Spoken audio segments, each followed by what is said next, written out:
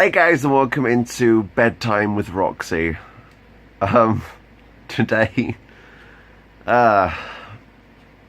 you know what this video is going to be about. I've already put it in the title.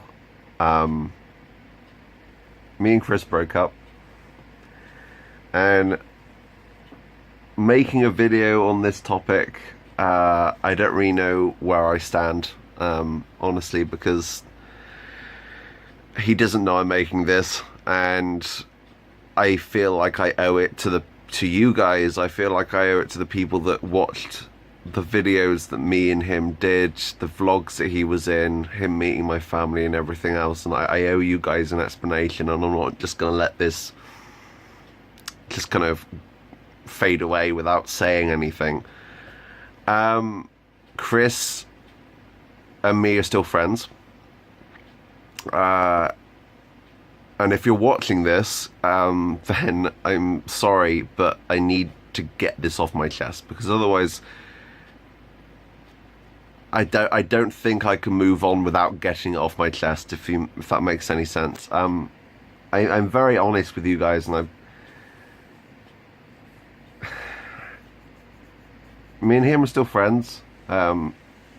Basically, I noticed he was being not off, but a bit quiet with me the last week or so, and I kind of brought it up with him. Now, this is something that I don't like to do. I don't like to cause arguments. I don't like to cause tension or awkwardness, and I decided to message him and say, hey, are we okay? Because otherwise it would just go unsaid, and I could sense something was not right.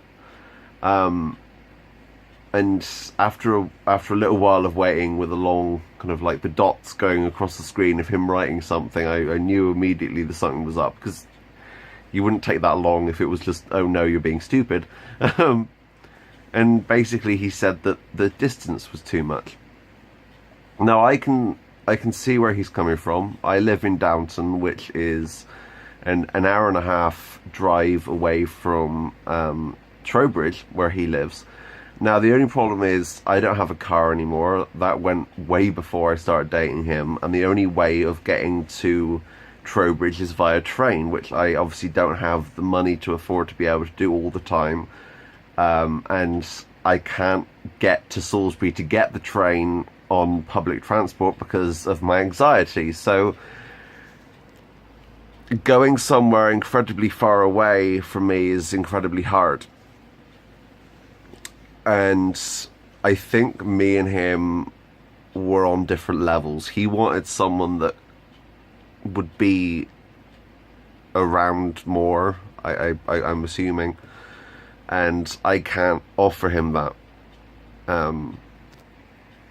So we talked about it, and I came to the kind of thought that maybe it wouldn't be good to continue, and I think we both mutually kind of came to that idea at the same time. It wasn't one party coming to the idea. Honestly, I'm gutted.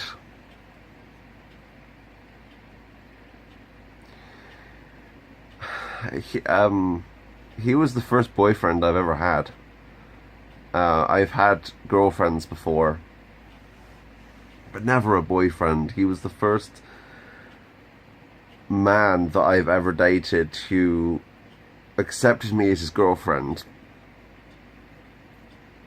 and that's a humongous step. That was something that was so special to me.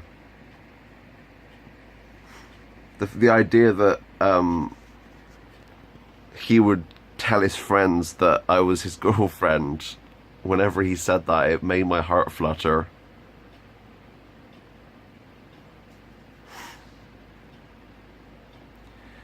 I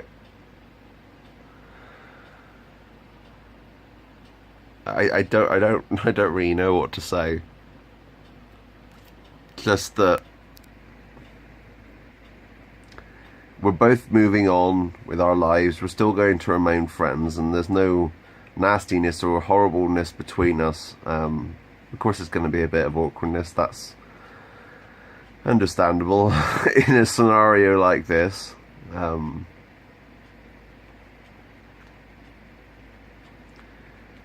But he was a huge stepping stone in my transition, because it was the first time my dad had ever accepted me dating a guy, I suppose.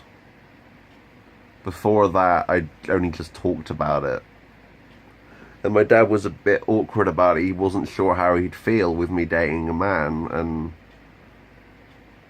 when I brought Chris home that time to meet him, it was so special. It was like a huge step forward. And I'm not using Chris as kind of like a pawn from my own transition. But he was a huge part of my life. And he still is. It's not that he's gone away or anything, but me and his relationship were so important, I think, for me. And I can't thank him enough.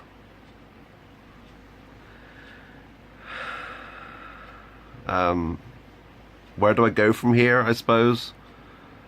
I wasn't going to make a video for a long time. I was really depressed the last couple of days. We broke up on Monday, and I've been very upset. Mainly because I'm in bed right now. I literally am just led down most of the day. I suppose that's just kind of like my body not wanting to do anything, and wanting to be able to speak to you guys, and being able to put my thoughts across in a manner where I'm able to express myself is very helpful. So thank you for listening to me ramble for these 7 or 8 minutes, or whatever it's been.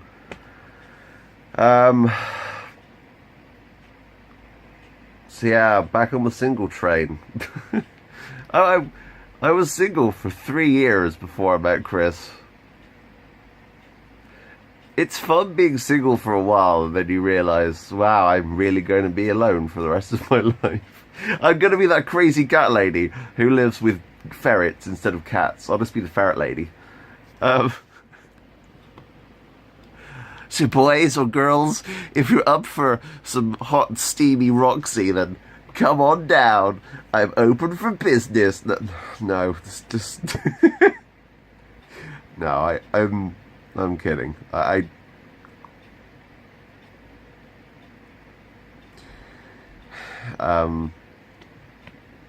Thank you for supporting me. Thank you for watching the videos that we made. Thank you for being a part of our lives, and I think Chris would say the same, because you were all so nice to him, and I can't thank you enough. And there really isn't any angst between us, so don't go after him or anything. Yeah, we're still friends, so it was a mutual agreement. But I'm just still taken aback, I suppose, by it. I'm still in shock. Because we dated for 7 months, which is a very long time. I may make a video at some point talking about how I'm managing with a breakup, I suppose. Maybe kind of a help tutorial video. I don't know. Just something that could help other people who are dealing with breakups. Anyway, I'm going to get out of here. Thanks for watching. I'm sorry if this video has depressed all of you, but now you know, and you know the true story. Live on the Roxy Report, broadcasting live from my bed. Information on the one, the only me. Thanks for watching, but until next time, that's me. Out. Bye, guys.